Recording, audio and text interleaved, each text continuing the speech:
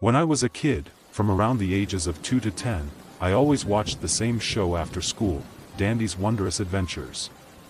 It was a show that I had kept tabs on ever since I was a baby.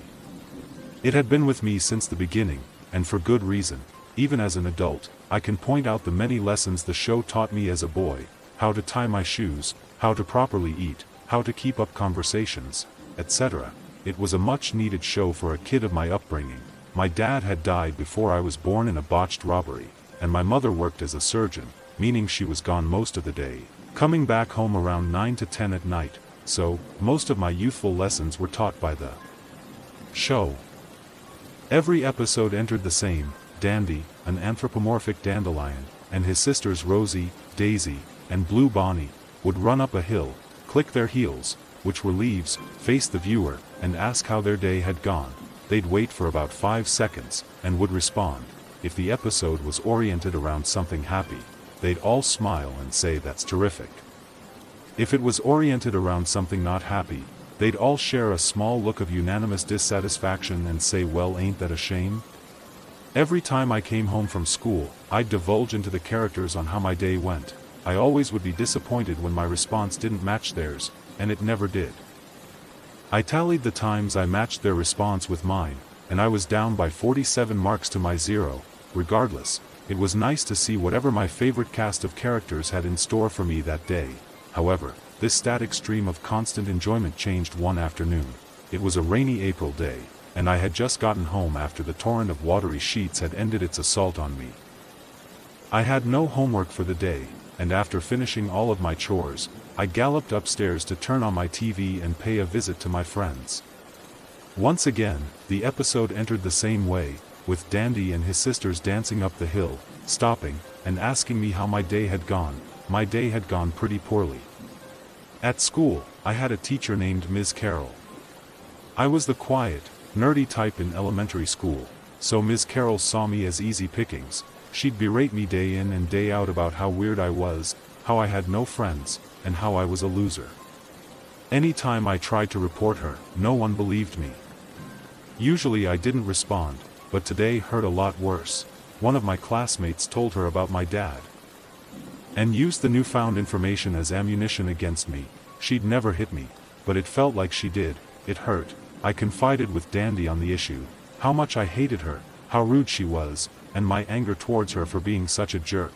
In my endless tirade about how much I deplored her, it had slipped my mind that Dandy hadn't said anything.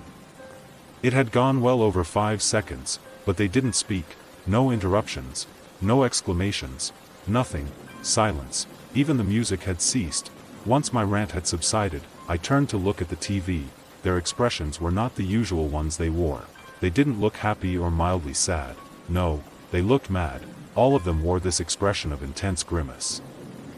Like someone had just told them off, or stole something and gotten caught doing it. Dandy looked the angriest. How rude, he said, his speech sounding as if his teeth were clenched. Blue Bonnie stepped up to the screen, her arms crossed, staring dead at me like a hawk. People like that are just so bad, right? She proclaimed. You said it. They all announced. Slowly, their expressions of disdain faded. Dandy spoke up again. Well, it's a good thing we're talking about bullies today, huh? They all shook their heads in approval.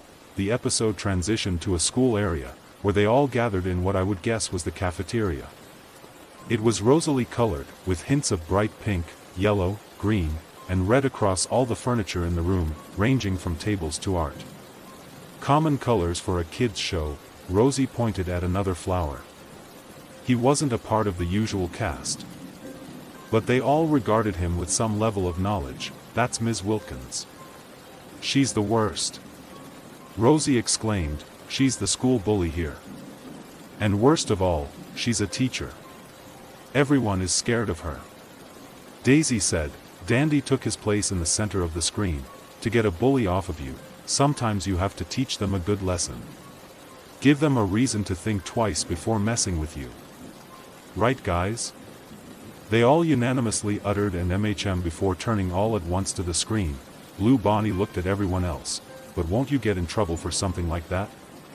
She said. They all looked at her before turning back to face me. To get a bully off of you? It's worth it. Their expressions then changed to one of a kinder look, smiling warmly at me before returning to the hill. They all joined in unison to wish me good luck for tomorrow, as they always did. Before the credits rolled, I was stunned. It was like the universe had aligned at that exact moment to help me with my problem, but it was the wrong solution. As much as I despised her, it wasn't worth it to get in a whole load of trouble for fighting a teacher. What good would it do to help my problem anyway? I'd have to do some serious damage to her for the bullying to cease. A simple hit to the nose would just make my problems worse. It honestly felt like the advice they had given me was, for the first time, bad. By that moment, the constant pitter-patter of rain had lulled me into a drowsy mess, so I decided to take a quick nap and recuperate. My head touched the soft, comforting surface of my pillow, and I slipped away into my dreams. Around 7:30, I awoke to one hell of a wake-up call. Wake up. It was violent. Aggressive. Booming. As though a prison warden was waking up an inmate, there was no friendliness in the command. No leeway, just rage. I popped out of my bed like a meerkat that had sensed an impending threat. But when I did, I saw that the TV had been turned on, and there he was, Dandy. However, strangely enough, his sisters weren't there. The background was dark, nearly pitch black, with only the moon present in the frame. The grass that was usually bright had turned sickly, adorning a new, yellowish color. So you won't listen? Dandy said, his eyes furrowed into a deep, burning glare. We are trying to help you with a problem, like we have for years. I didn't know what to say. It felt as if my body was stuck. Was this sleep paralysis? Was it a dream? Do you not like us anymore? Before I could find the courage to stammer anything out, his sisters came into the shot. Because we don't like you. We never liked you. Their words burned, while my throat felt like it was held in place with barbed wire. Dandy moved forward. Maybe she's right. Maybe you are a loser. They all began to snicker, until it eventually devolved into laughter. They shot out snide remarks, comments about my hair, face, and anything they could latch onto. They even bit into my dad's death. He probably did it on purpose. Who would want to have a son like you? Rosie said. I bet he faked his death to get away from you. Blue Bonnie said, or maybe he did it himself out of disappointment. Before Dandy could finish what he was going to say, I shut the TV off. I was a hot mess of tears, snot, and fear. Balled up on my bed, I couldn't bring myself to move until morning came. It was a Saturday, and Mom was at work still. She was the hospital's best surgeon, meaning there were quite a few weekends where she'd be gone for half the day. I wanted to get up out of bed to get breakfast, but I was still in shock after the incident the night prior. Was it a dream? Was it just my imagination? No. It couldn't have been. I felt everything, all those words, insults, and crude remarks. I felt them all. After much thought, I finally crawled out of bed, and went downstairs. The sky had cleared since yesterday, with a bright, beautiful hue of blue and yellow beaming down for all to enjoy. After eating a healthy bowl of cereal, I returned to my room, and decided to see if I could get some gaming in. I usually gamed during the weekends anyway, as my mom didn't let me play during school days. After a couple hours on the console, a familiar, yet mellow voice snapped my attention back to the TV. Hey, friend. It was Dandy again. In the past, that voice would be a source of comfort. Now, it frightened me. I stood still, my head not daring to look back at the character who had become just as oppressive as my teacher. Look at me. Please. Dandy's voice wasn't violent this time. It had the same warm aura it had had before the previous night. He sounded apologetic. I slowly looked over my shoulder. They were all there this time. Dandy, Bonnie Blue, Daisy, and Rosie, but they weren't standing. They were sitting on the hill. The background had returned to its entrancing bright blue color, and the grass looked healthy again. Everything had returned to normal, apart from the characters. Their faces now expressed a look of regret, a deep regret. We're sorry, friend. We didn't mean to lash out like that. Bonnie Blue said, her eyes sporting a much brighter, kinder look, "It isn't you. It's us." Daisy said, her leafy hands clasped together in her lap, "We know you still like us. Really, we do." Rosie exclaimed. Dandy then took his turn to look at me, his character near the leftmost part of the frame. "We had an issue like you once. Ms. Wilkins would treat us badly. She hated every kid she saw in that school, but for us? She hated us the most." I moved from my chair to stand right in front of the TV, my ears, eyes, and mind completely intertwined with the screen in front of me. It was unbelievable. She said that we were troubled children who deserved to be alone.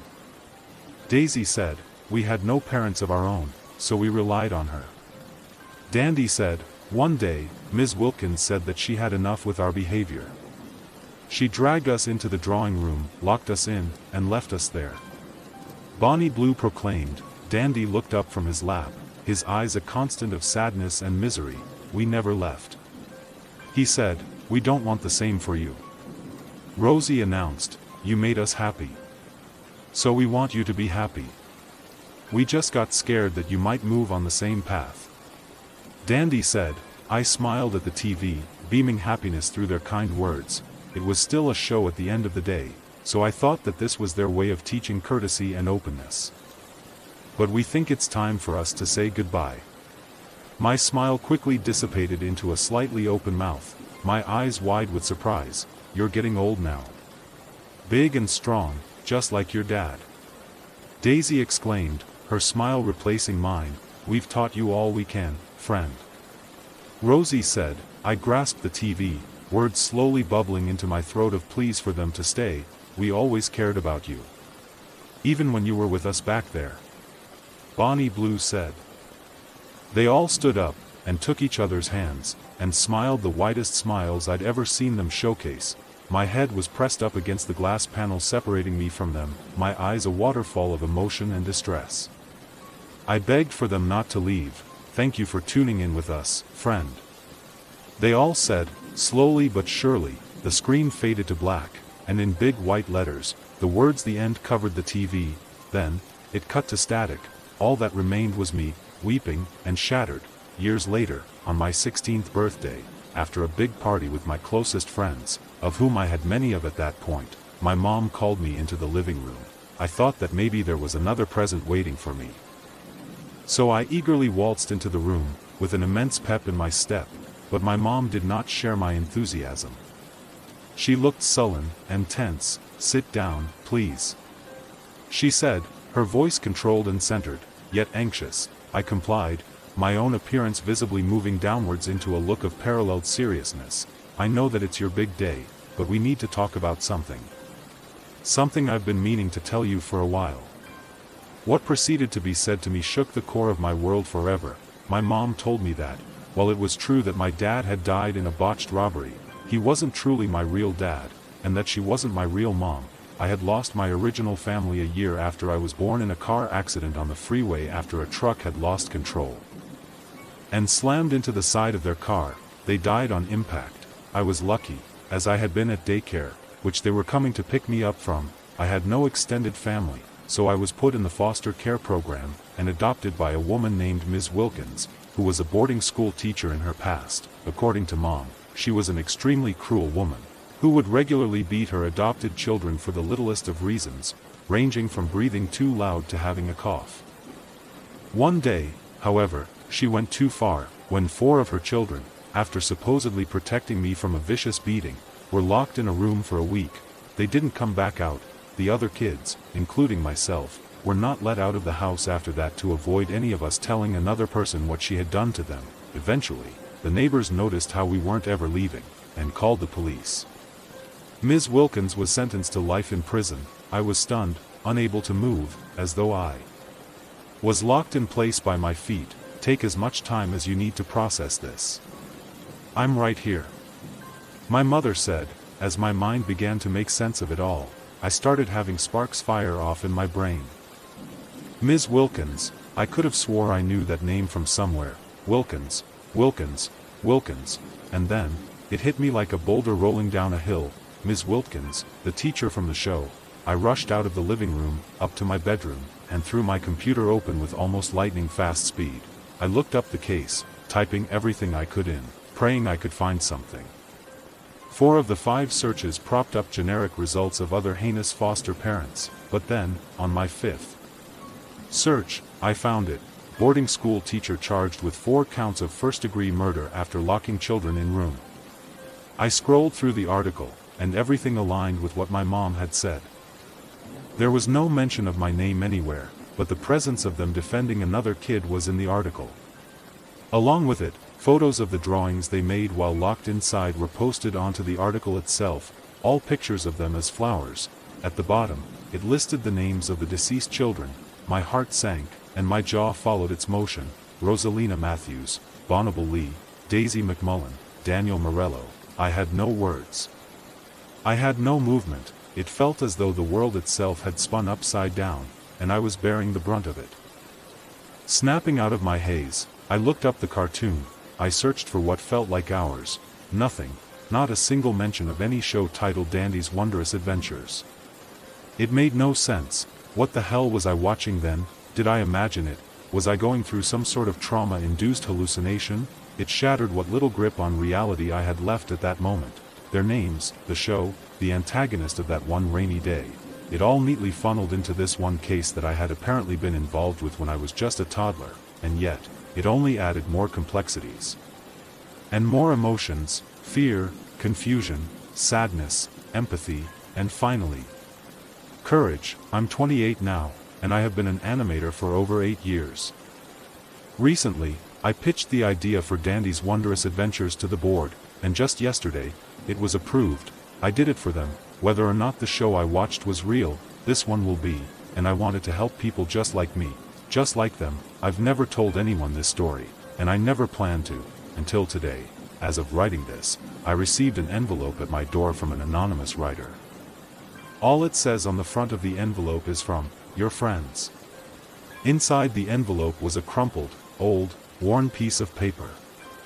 It looked as though it had been set out in the sun for years.